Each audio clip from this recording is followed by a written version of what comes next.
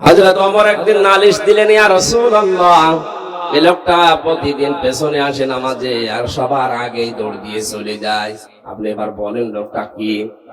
নবীজি বলেন, আন্দাজে মন্তব্য করা ঠিক নয়, চলো দেখি তার বাড়িতে গিয়ে। কয়েকজন সাহাবীকে নিয়ে নবীজি তার বাড়িতে গেলেন। ডাক দিলেন, আব্দুল্লাহ বাড়িতে আসো। আসসালামু আলাইকুম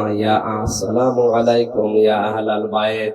একবার, দুইবার, তিনবার ডাক দেওয়ার পরে কাঁপতে কাঁপতে হযরতে আব্দুল্লাহ আসলেন। নবীজি বলেন, দেখো, আমি নবী যদি কারো উপর অসন্তুষ্ট হয়ে যায়, মহান আল্লাহ তার জীবনের সব আমল বাতিল করে দেয়। আমি কি তোমাকে 3 বার ডাক দেওয়ার পরে আসলে কেন প্রথম ডাকে সাড়া দিলে না? হযরত ওমর তোমার নামে কয়েকটা কথা বলেছে, জবাব চাই। হযরত আব্দুল্লাহ বলে, ইয়া রাসূলুল্লাহ, জবাব আমি দেব। আপনি যখন প্রথম আমাকে ডাক দিয়েছিলেন, আমি আপনার মুখে শুনেছিলাম যে মানুষ নিজে শুধু বাঁচলে হবে না, পরিবারকেও বাঁচাতে হবে। আমার স্বামী স্ত্রীর নামাজ পড়ার মতো কাপড় পোশাক শুধুমাত্র একটা, বাকি যে কাপড় আছে ওগুলো দিয়ে অন্তত নামাজ আদায় করার মতো কাপড় না। আমি নামাজ পড়তে গিয়ে যদি আপনার পেছনে নামাজ পড়ার পরও বসে সময় নষ্ট করি, আমার স্ত্রী বাড়িতে যাকে আমারে বাঁচানো লাগবে তার তো নামাজ কাজা হয়ে যাবে। এজন্য আমি দৌড় দিয়ে বাড়িতে চলে আসি। বড় পোশাক পরে শরীয়তে যেভাবে থাকা যায় ওইভাবে আমি সামনে যেতে পারি না, এজন্য ঘরের ভেতরে একটা গর্ত আমি করে রেখেছি। ছোট পোশাক পরে আমি ওই জায়গায় নেমে যাই।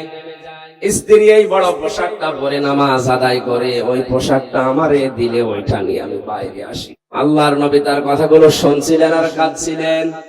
হঠাৎ তাকিয়ে দেখলেন উঠানের উপরে একটা বাচ্চাকে শিকল দিয়ে বাঁধা।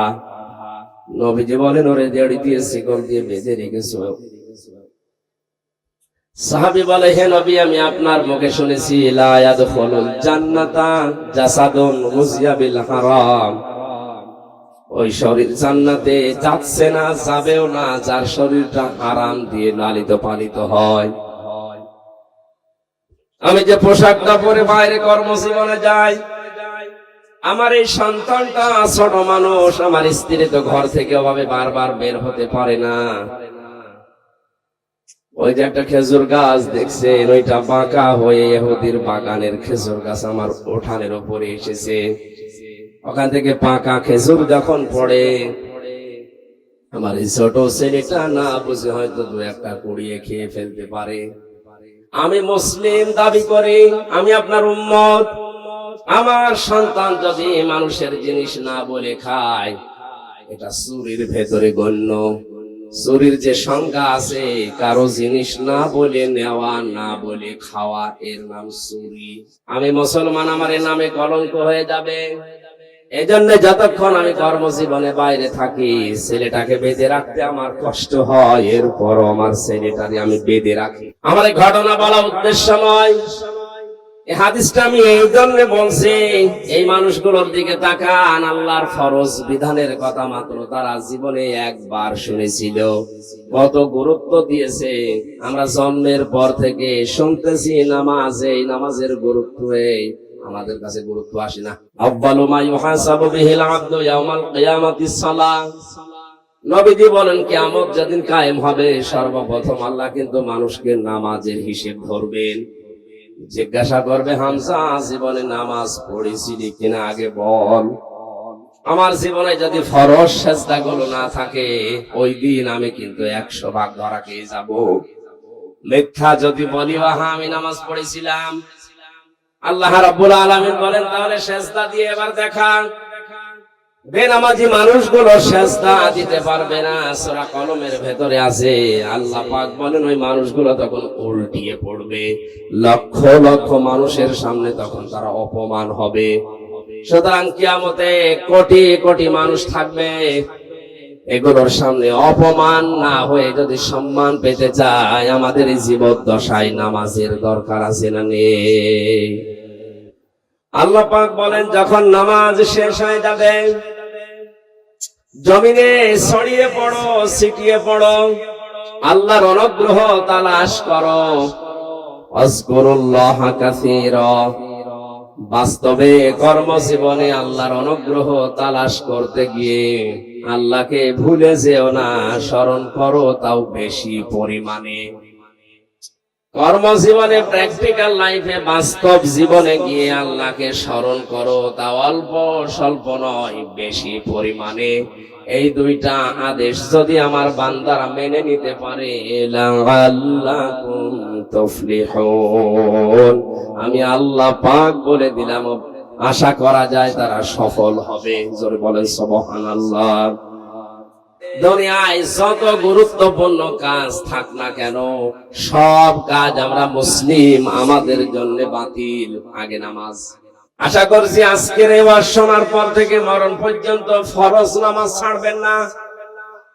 যত বড় গুরুত্বপূর্ণ কাজ থাক না কেন, অন্তত যদি নফল আর সুন্নত পড়তে নাও পারেন, পরে পড়ে নিয়ে ফরজটা অবশ্যই আদায় করবেন। মানুষ নামাজ অনেকে পড়ে না, তার ভেতরে অন্যতম কারণ হচ্ছে অধিকাংশ মানুষ নামাজের বিষয়ে জানে না। আমার কুষ্টিয়া জেলার গ্রামের বাড়িতে যেখানে হালসা, মাঝে মাঝে ওখানে যেতাম, যে দেখি ফজরের নামাজে মাত্র 3 জন। ইমাম সাহেব মুয়াজ্জিনকে বললাম, কই মানুষ কই? বলে, হুজুর এলাকার মানুষ নামাজ পড়ে না। পড়ে না, এ দোষ শুধু ওদের না, এ দোষ আমার। আসলে নামাজ যে কি, নামাজের ভেতরে কি পাওয়া যায়, নামাজে কি মজা আছে, এটা এলাকার অধিকাংশ মানুষ জানে না। এই কারণে ওরা নামাজে আসে না।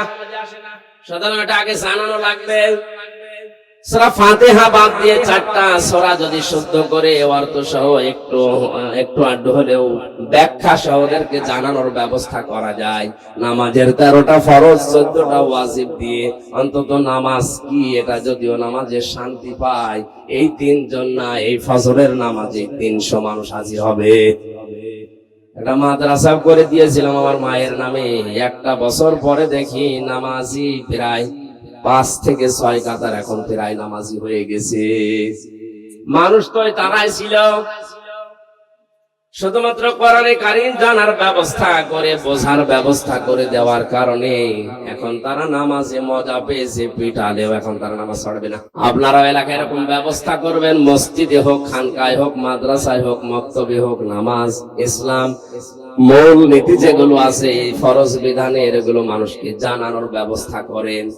মানুষ যদি সত্যিই নামাজে মজা পেয়ে যায়, ওই যে 2 জন সাহাবীর কথা হাদিসে এসেছে, বিশ্ব নবীর তাদের পাহারায় রেখেছিলেন।